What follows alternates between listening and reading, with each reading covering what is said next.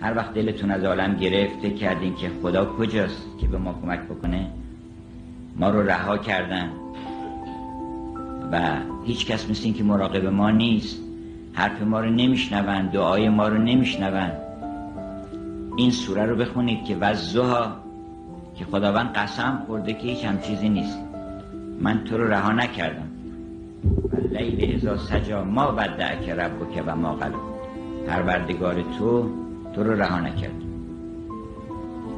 این شکر و این حلاوت و این شیرینی که در فرهنگ ما و در فرهنگ جهان به طور وسیع هست، همه جا همین شکره. اینطور نیست که در فرهنگ‌های دیگر از یه شکر دیگری استفاده میکنن. شکر اصلش همون یاد خداست. هیچ دلی شیرین نمیشه مگر اینکه اون یاد بیاد.